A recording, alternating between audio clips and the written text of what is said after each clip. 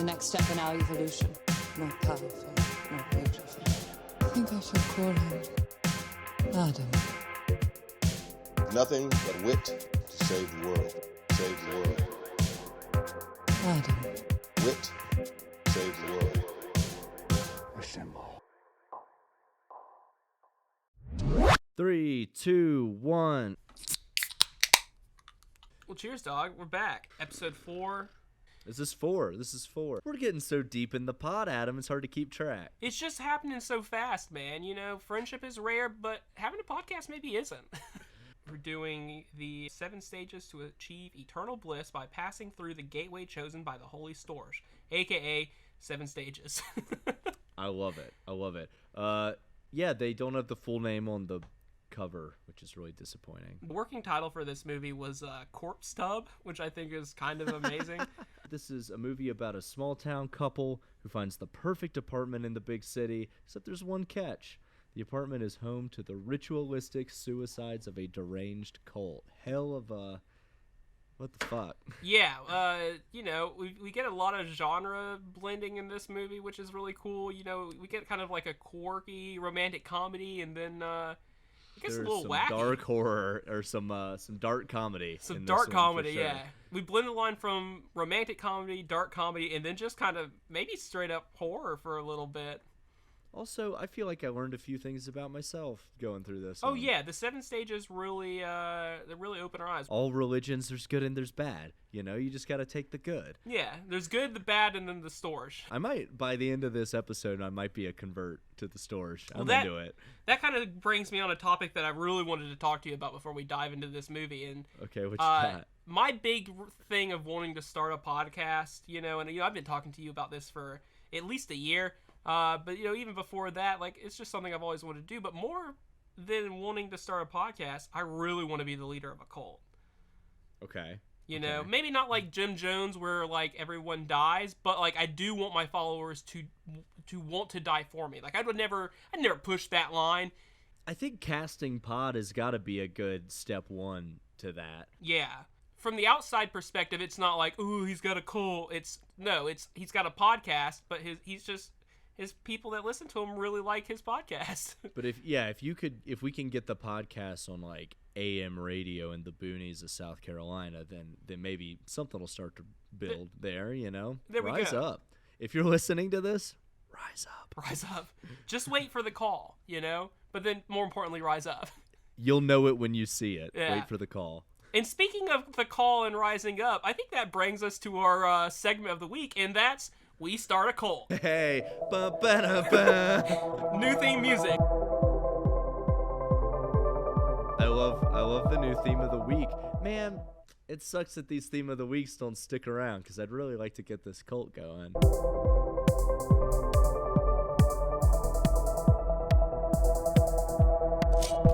Well, I think the cult will last even though the segment will end. The week is over, but the cult will live forever, much like our followers. From the ashes of the segment, the cult will rise. The cult will rise. The movement is coming. We also need to get better at doing this. I'm Adam. Witte over here. Emails will be coming soon regarding uniforms. Yeah, we need to do a mailing list. Before we even start a website, we need to get a mailing list. I would love a mailing list. God, just so Baker can send us an email or two. Yeah, our three big listeners. We've got Kevin Baker and then my friend Katie. I think Mac's listening on occasion too. I don't think Marsh is listening, but he's proud. We're still trying to come up with a cool name. I mean, obviously, you should have these things. We should have the name for our followers before we have the followers. Well, we don't have. No one's listening to this. That's what I mean. Yeah. So we still have time.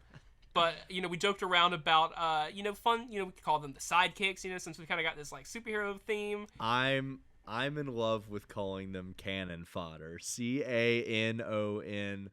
Yeah, that may be my favorite for sure. I was going to, like, work up to a couple names before that, but yeah, that's definitely my favorite. I would never want anything bad to befall our listeners, but if there was a sniper in the grassy knolls, I would expect someone to jump in front of the bullet. Well, it's not so much of an expectation as that's just what should happen, Because if you lose a follower, the cult can live on, but if you lose their cult leaders, what happens? It's like the Borg. You send in like a rogue Borg that's got different programming, the whole thing's gonna disband, and it's gonna be all messed up until a show comes in like Voyager and changes up the entire history of the Borg. So anyway, back to this. Adam, you got any fun facts? So it premiered in 2018 at the Tribeca Film Festival and actually came out in Russia like 2 years ago. They were playing a small theatrical release here in North America in early March, but obviously that couldn't happen. It was released online March 17th. I couldn't find the budget or numbers anywhere, so we don't really have those, but it was directed by a guy named Vivino Cardinelli, which he's done a bunch of like TV movies and shorts that I'd never heard of, and a lot of like really strange sounding game shows. Did you see Elijah Wood's got a producer credit on this? He's got a company that does that now. It's like Spectre Vision, I think is the name of the company. Who's in this friggin' movie? The cast has actually got a bunch of familiar faces in it. You've got Taika Waititi plays the Mighty Storch. The Mighty Storch, and who doesn't love Taika? I love Taika so much. He's so good. Funny.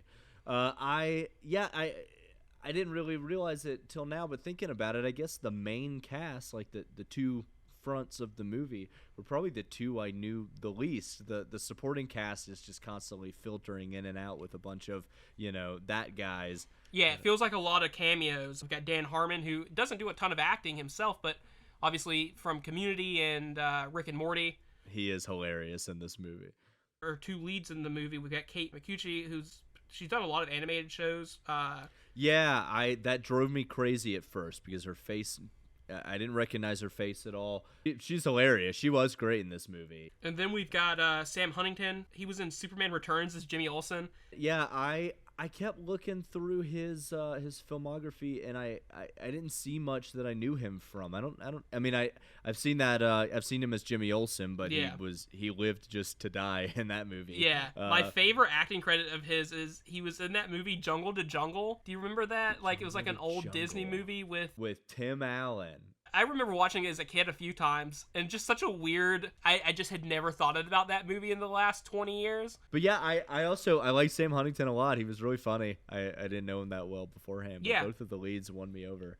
So I guess we'll just jump into the movie. We always kind of start these things out with a big old spoiler alert. We're now going to kind of get into the meat and potatoes, if you will, of the movie. We got meat. We got potatoes. We're cooking a stew, baby. Yeah. Movie starts off, we get a nice little home video of Taika Waititi as the Storch singing his song about the bathtub. I guess just to say it, the Storch is like the Jesus figure of this religion. I think Storch is just his last name, right? Yeah, he's the Jim Jones of the group. Kind of the cult leader. If you know anything about Taika, he's just the most likable person in the world. I just love. He's just sitting there playing guitar. You gotta appreciate as well anytime in a movie like the person playing guitar is actually playing guitar. He's playing the chords right. He knows what he's doing. And singing a lovely little song. Yeah, and the song goes into him doing a little monologue about taking death on your own terms, and it compares it to eating peppermint ice cream. I love it. Yeah. Such a fun little way to start the movie. And it's just like obviously it seems like a kind of under the radar movie. I don't imagine a lot of people know what it is when they see it on things like Amazon and stuff like that. So even seeing this opening scene, you have no idea what you're going to get when you start this movie. For sure. Yeah. And you recommended this one. I kind of knew nothing going into this one and had a great time with it. It was very, very taken off guard, though, by the plot. Right. Didn't watch a trailer or anything beforehand. And yeah, he says, if you love peppermint ice cream, why are you sitting around waiting for it? Go get it. Go get it. If you're waiting for the great beyond, why are you sitting around waiting for it? Go get it. Go get it. So the movie starts, we get kind of a little bit of a time jump. We get Kate Micucci. She got her dream job in LA. And there's kind of like a note we get a little exposition on the wall. It's just like, hey, congratulations on getting your dream job. Enjoy LA. We kind of go back and forth a lot in the beginning of this movie where we see Kate her name's Claire, and we see Sam Huntington, and his name is Paul. Just go with Claire and Paul. Yeah, we're Claire and Paul. And kind of jumping back and forth between her at work and him at home kind of goes into one of the big plot points of, they've been dating for a while. They're not engaged or anything, just boyfriend and girlfriend, but she's out working and kind of the bread maker, and he's at home trying to find a job. not doing much at all. Yeah, and that shows pretty quickly. Yeah, I think she comes home from work and he acts like he's had a big break, and she's like, "Oh, did you finish your resume?" And he's like, "No, but I've been thinking about it." Which is, I mean, an important part.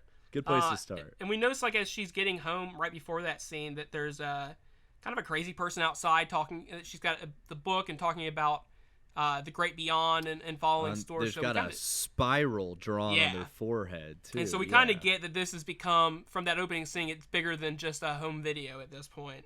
And that's when we see stage 1, which is liberate yourself from the shackles of overthought.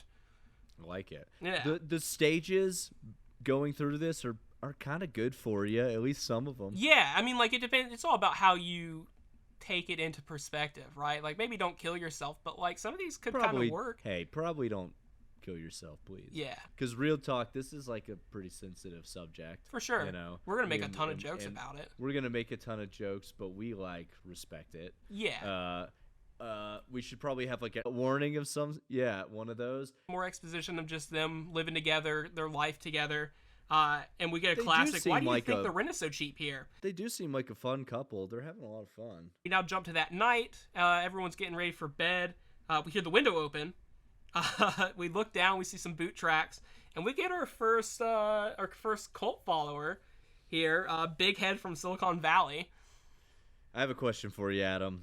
Hit me with it. Do you yield? Yeah. They're in, like, a huge panic, right? Like... They think that this guy's breaking in to murder them. We've got the guy's got a knife. He starts like yelling like nonsensical words and is tap dancing into the bathtub. He's tap dancing. He's having a good time. He's talking about some arrests probably because all the Bible verses, and I guess you don't call it the Bible, the Book of Storch. The Book of Storch. All of the verses from the good book are seem to be like. What are they, like police reports? What seems to be, like I said, we get a lot of them. Each of them seem like personal books and things, because one of the people's end up being like their eighth grade project on the time they went to Legoland. That's true. I don't think that was her. That wasn't her. Do you yield challenge though? I think that was kind of her final, just her send off, right? Yeah, but even before that, they have like I don't know. The thing that they argue back and forth, it seems like that changes too. But well, it's funny because they don't spend too much time with it, but it seems to be that if someone asks, "Do you yield?" and you challenge them. And you can get the verse word for word correct over them, that they got to go. They're out there. Yeah, they're out of there, which is probably what Paul and Claire wish they had done. Yeah, because they had that learned guy, this. Yeah, that guy very quickly steps in their bathroom and cuts his own throat in the tub. Yeah, first cult death. But then it leads into something great that we all need, and that's Dan Harmon as a detective. Dan Harmon was hilarious in this movie. And he starts off like playing a cop character and just kind of degrades further and further and further throughout the movie. Yeah, it's almost like he gets more comfortable with these people, and he kind of just opens up to... You find out pretty soon he's like a screenwriter and he wants to make it in Hollywood. He's hilarious. Yeah, it's really good. Obviously, you just had someone kill themselves in their bathtub. So Claire's... Pretty scarring experience. She's not having it. She starts freaking out. Dan Harmon's... We'll probably just call him Dan Harmon, but his character's name is Cartwright. Yeah, Cartwright, yeah. And Cartwright, I think, just does the quick explanation for him there. There is a cult led by one Taika Waititi. Yeah, the Storch. The Storch offed himself in the tub, and so now a bunch of people just keep breaking into this apartment and offing themselves in the tub. Yeah, apparently this has been happening for a while, and the person selling them the apartment didn't tell them about it. And that's why the rent's so cheap. I mean, they should have. The rent was so cheap. They should have known. Yeah. It's L.A. It's L.A. It's either haunted or there's a cult attached to it. It's got to be one or the other. Again, went into this movie not really watching the trailer, and this is some dark stuff. Yeah, it like I said, it starts out so much just like a romantic comedy, and then, boom, you're in a dark comedy. I don't want to get ahead of it, but I guess they slowly start to accept this as being kind of well, okay. So Claire looks up, she just types in like cults of LA and like into Google, and it shows, like, she goes down and it shows the cult of Storch, and it actually has the address of her apartment on the website. Love that. And then has an active status bubble at the top. So, like, she realizes that, oh, this is how everyone knows exactly where this happened. It's like a simple Google search and you can find it. Right. But then and she ends up having a weird dream about the bathtub, leading her into stage 2, which is to open yourself to your inner will. Yeah, and they start to like read up on the Storch a little bit. They're kind of figuring out the basic principles of this thing, and they start like applying some of them at work, like just kind of standing up for themselves and being a little caring less about what other people think, that sort of thing. Well, that's what we were saying at the top of this. It's all about the perspective of it, right? Like, right. All of a sudden, Claire's killing it at work. You know, Claire has her dream job and what she thought was her dream life, and is starting to realize that maybe this isn't what it's all about, you know? Everything is not sorted. We get back to the apartment, and we now have enter Brian. Yeah, Brian Posen. He kind of comes in and is super judgmental that there's actually people living in the apartment. It's like, why are you guys living here? Like, you're not cultists? Kind of hits them with the do you yield thing, and they're just like, what is happening? But then we get from Arrested Development, she plays like the invisible woman. Yeah, it's Maria Bamford, is that how you say it? Yeah. Also hilarious. I couldn't have given you her name. I probably couldn't have picked out half the stuff she's been in, but she is pretty funny. They have a big cult off where neither of them yield, and that's where we kind of get the understanding that they have to then have a kind of weird cult rap battle, and whoever wins gets the honor of killing themselves in the bathtub. The other one has to go home and wait for this sign-up sheet. I think it's maybe the only time we see it in the whole movie, a cult v cult duel like that. Yeah, it kind of moves a lot faster, and we don't ever see Brian again either, which kind of bothered me. Yeah, I was surprised. Like, how long is he in timeout? He can't circle back. Yeah, is he out of the cult now? Like, what happens? Hate to see it. We get a lot more of the lore that is the Storch and the bathtub. I think she asks if they have a knife. Yeah, it's just Paul. Paul tells her that she can't have a knife, but she knows that there's a screwdriver. So she runs after the screwdriver. Paul like takes the screwdriver. He's not gonna let her do it. Yeah. And Claire opens the door and sees her fighting for the screwdriver and pushes her, and they stab her in the spine, and it looks rough. We get an accidental stabbing, so we now have to kind of change the story and try to figure out a way to make it look like she killed herself still in the bathtub. This lady did not kill herself. She got murdered trying to kill herself. Yeah. Cartwright comes in, and we get a pretty great scene in the bathtub where he like looks at the knife and goes, so she stabbed herself in the back. And, you know, they get the scene where it's just like, you don't get to practice your own suicide. That got me pretty good. Again, Dan Harmon just killing it in this movie. Yeah. He is so funny. Stage 3, which is close the door on your addiction to the outside approval. Yeah, this is when they start killing it, right?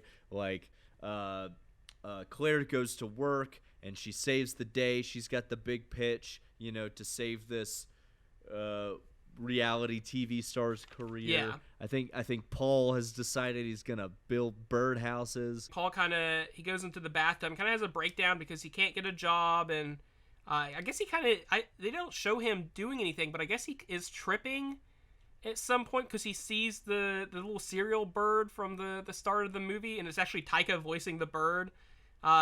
And is kind of telling him, like, hey, man, you can do this. You know, just get your head in the game, and you can kind of figure it out. And that's when we find out that Paul accidentally poisoned the water supply and caused everyone to lose their hair and get rabies and start a war, which started for a food shortage. And then it caused a big fire that lasted for months. And it got the militia and the government involved. So Paul and Claire can't go back to Ohio anymore. We can't go back to Ohio. They quickly... I think... It just like all of that, like I know I just read a lot, but like all of that was said in like a 2-minute interval, and it's just like never really revisited ever again. No, we do see a picture later of Claire and Paul standing next to each other, both bald. Just both bald, yeah. Paul's monologue in the bathtub might have been my favorite part of this movie. It was really, like I said, just Taika is the little like basically Fruit Loops Toucan Sam bird. Yeah, some like Roadrunner Toucan Sam ripoff or something. And that's where we end up getting Birdhouse Paul, like you mentioned. He decided that he wants to start making birdhouses, and that's his new calling. That bathtub scene really made me love Sam Huntington. I'm into Yeah. it. I don't know anything about you, Sam, or what you're doing, but you sold me there. It was a great scene. Yeah. And that scene is, I mean, if you hadn't known at this point in the movie, I'm having a great time. Oh, Like, yeah. this is such a funny movie. And like we mentioned, they're having there's the two different. We've got like 3 different settings. We've got Claire in her office. We've got Paul in the apartment, and then we have both of them in the apartment dealing with the cultist, right? This is kind of the settings that we have. And so with both Claire and Paul, they both kind of have these revelations and are now becoming like the authors of their own story. Thanks They're to starting to realize Storch. that the store shit ain't all bad. Yeah. know? Oh yeah, these people breaking into our apartment, offing themselves in our tub, that sucks. But there's like some beneficial stuff to get out of this. Yeah, it's like that's what they want to do. Let them do it. But we can look at these writings of the Storch, and it doesn't necessarily have to all be bad. We also get not only the story of them in Ohio, we also get a little bit more info on Cartwright, and he actually caught Storch originally. We get a weird little like home video that Cartwright has made of like a unsolved mysteries like tape. I love it. Yeah. So I guess Dan Harmon views himself as what used to be a kind of the only good cop left in town. Yeah. And is the man who took down the Storch. He didn't have any evidence, so yeah, they couldn't really Storch pin it got on him, loose. so he was able to get out on an appeal somehow. And so Cartwright couldn't ever really figure out how to get him back in there. And we also then find out that's where Storch came up with the plan to kill himself, because he could make he thought getting out of jail and everything would make him bigger for his followers, but now he's just under the eye of like the FBI and everything, and it may be a little sketchy. So he's like, maybe I'd kill myself, and maybe this is what's gonna make me larger than life, actually. Yeah, it's all insane, but I guess Dan Harmon Cartwright views himself as just invested in this Storch thing, so he's the guy always on the scene of the crime. And so all of these kind of revelations for the backgrounds of our characters leads us into stage 4. Humble yourself to the lessons of the learned. Humble yourself, man. We probably would get arrested if we put Kendrick Lamar right here, right? Sit down. We get another cultist in there, and we find out that he is a level 6, but maybe a 7 or 8. We don't really know. And he gets us to lie down on the floor and kind of tells us a little bit more about the Storch, not from the perspective of the Storch, but from the followers, right? And kind of shows us why these guys are committing suicide and why they're doing what they're doing. There is the understanding amongst the Storch that if you kill yourself in this one particular bathtub, that you are you're gonna be bathed in the light of the Storch for all eternity. Yeah, it's like you achieve nirvana. Yeah. It's got to be this tub though. Yeah. Well, you can't get to Disney World, Magic Kingdom without getting on the monorail or the ferry. Right, and Claire and Paul, they're riding this wave of Storch right now. They're kind of getting hyped on it. They're into this idea of like, maybe these guys are onto something, and maybe we should just maybe help them out a little bit when they come around. Yeah.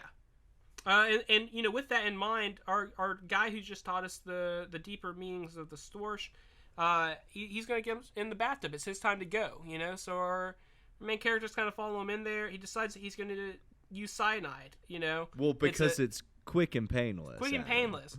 We find out pretty quickly, way quicker than the cyanide kicks in, that cyanide is not quick and or painless. Not quick, not painless.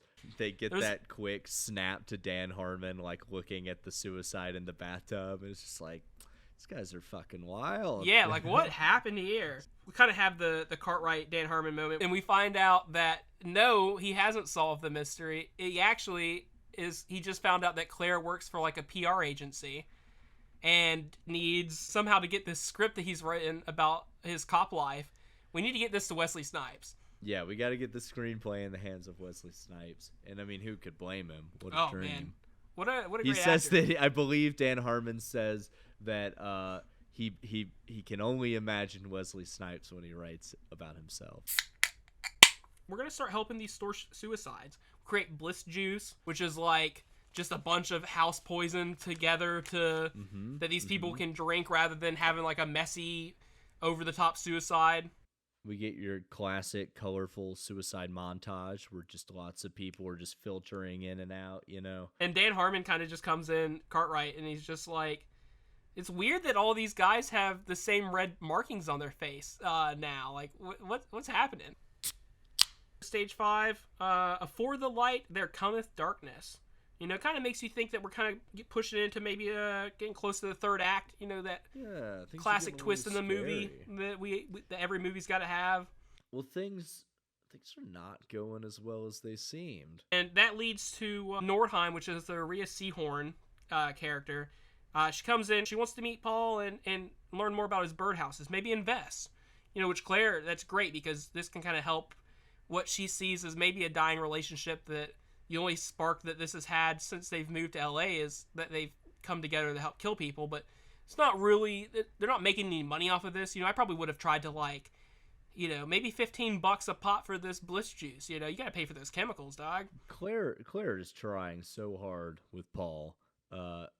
Paul's just, he's not getting much done. He's sitting around. It's very surprising I don't see an Xbox in his apartment. So Nordheim and Claire go up to see Paul. While they're walking up there, the old man that Nordheim is married to has, like, followed her there. They start having, like, Nordheim starts having a breakdown that she is married to this old man and just kind of hopes that he would die because she feels shackled and wants to be unchained. And the old man ends up dying in the apartment. Has like a heart attack from running up the stairs for some reason. Yeah, they seem shocked that he made it up there in the first place. Well, when they first show the old man, like earlier in the movie, he's got like a 90-degree angle at his waist. It's comical how old he looks. Nordheim kind of starts losing it though, right? She's saying, one, Claire shouldn't be with any man because they're gonna hold her back, but two, Nordheim wants Paul for some reason. Yeah, we start getting hints towards the end of her breakdown that maybe she won't. She keeps saying that like Paul. She keeps hinting like kind of like undertone, like hinting that maybe she should have sex with Paul next. That feels kind of left field. I feel like they never really explain why she wants that. I guess yeah. I guess with her breakdown, she just wants to start having sex with young men because that's her cult. I don't know. Which is fine. I mean, 2 minutes ago, she's single now. That's Get true. out there, That's have true. Fun. Live your truth, lady. Claire is kind of freaking out, so she kind of leaves the room because the old man just died there. She doesn't really know what to do. Paul walks in and sees Nordheim standing there, and Nordheim starts saying something like, "Release me, Paul," and because she wants to have sex with him, and right. Paul's not really getting the like double entendre like euphemism there, so he grabs it was a knife. And yeah, he thinks that she has just broken into his home like any other cultist. Yeah, you have a stranger in your house. It's not that weird. They're probably there to kill themselves. And he's been helping with the suicide, so he decides that he'll kill her.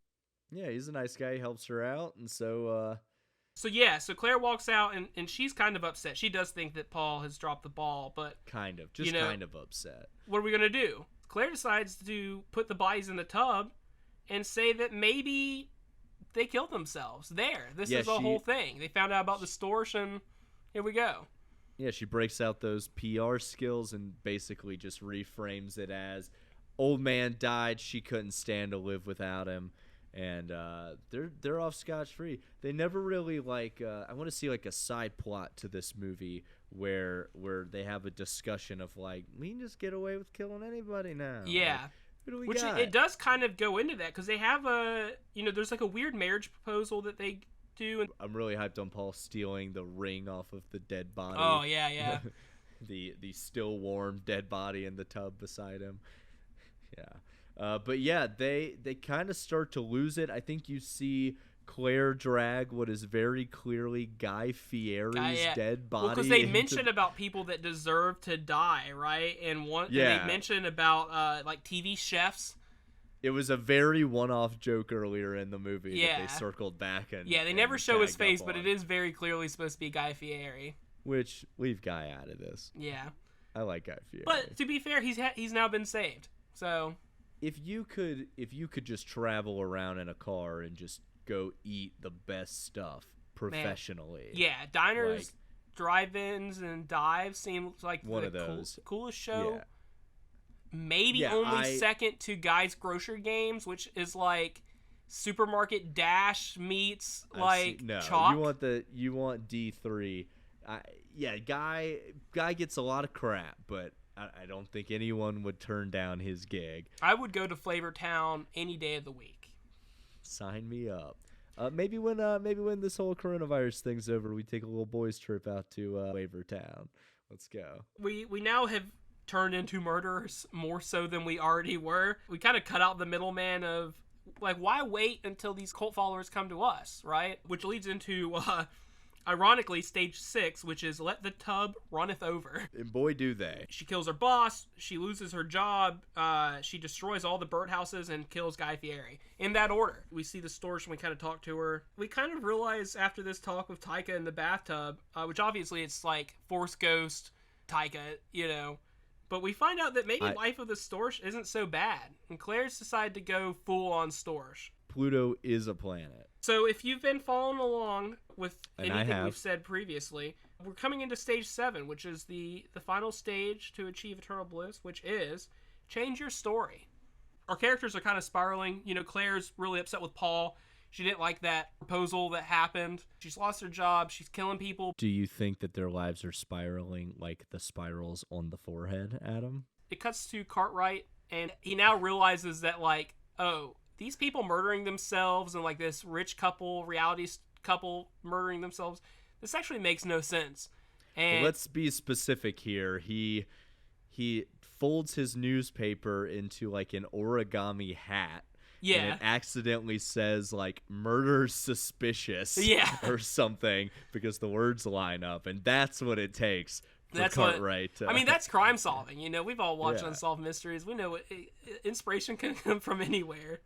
Yeah, we get, I guess that's kind of simultaneous with Claire and Paul kind of having a serious talk with each other. Yeah, they kind of do like a suicide pact. They need to yield to each other in the bathtub, and kind of do it with rings, you know, that's, you know, maybe getting married in this world isn't going to happen, but maybe getting married in Nirvana in a more perfect world would be a better place for them. It kind of caught me off guard because the movie, you know, obviously their relationship is a big part of the movie, but I liked the way it went. Effectively, Claire tries to talk to Paul and Paul cuts her off and is aware that she loves him, but she loves him as a friend. Mm-hmm. And I don't know, it was just cool to see. They didn't have like a happy ending necessarily in that way, but they kind of agreed that it was enough, you know. But yeah, so Cartwright busts into the apartment in slow-mo, pops a barrel roll. He's shooting his pistol off into the ceiling. Doesn't make it in time, and our two leads are in the bathtub. Claire and Paul are dead. Don't really love it. I was a little sad to see it happen. We get like some sad slow-mo Cartwright. I think Cartwright agrees he's going to move into the apartment. Yeah. He wants to just take on that persona a little bit more. He finds the Storch book, decides to lease the apartment. Kind of keeps the cycle going. Yeah, there's like a tiny little tease of him like opening up the book and reading it as he walks away. Yeah, it cuts to black as he's walking into the bathroom. But then we get like a little teaser at the end, and it shows Taika Waititi driving a bus full of everyone desert. Who's off themselves in the bathtub, off into a beautiful mountain sunset. Fade to black. It kind of adds an element of a happy ending. I think so. Yeah. I guess I wasn't expecting the plot to take us into them going down that route, maybe to tease it and have them find a way out. You don't expect the movie to get even with suicides in a bathtub, they take it so lightheartedly. You don't expect the movie to get as real and as dark as it gets. Yeah, even just their, you know, like I said, that talk at the end where they're kind of speaking bluntly about their relationship. I was like, oh, this movie just got really real out of nowhere, you know. Which I mean, yeah, I really appreciate. And I think you're right for a comedy. Yeah, and I think you're right. The bus scene at the end feels kind of triumphant and like they've won somehow. It's you know. I don't know if I would have liked the movie as much without that bus scene at the end. I agree. But I do really enjoy how real the movie got. I mean, you have to take this kind of movie at face value, and like obviously it's using a very heavy subject matter to like tell a story, but doing it in a very lightweight way. Like, it did get very real at the end, and I liked it. Yeah, two thumbs up. Yeah, I could see this movie becoming a cult classic. I would definitely recommend this movie to anyone listening. It was a fun movie. Made you laugh, made you cry, made you really think about life. It was like in a weird way, a movie all about suicide. It weirdly makes you motivated to live life. I would give it 4.5 cups of Bliss juice. Hey, I like that. Adam, you got any, we're probably going to wind this thing down here in a sec. You got any hot takes for us? Oh, I hate Forrest Gump. Come on. The next step in our evolution. More powerful, more beautiful. I think I shall call him Adam. Nothing but wit to save the world. Save the world. Adam. Wit save the world. Assemble. I do actually hate Forrest Gump. I don't get that at all. You like Tom Hanks, right? I do, yeah. Yeah. Tom Hanks has never made a bad movie, but I don't like Forrest Gump. All right, well, I think we have all we need.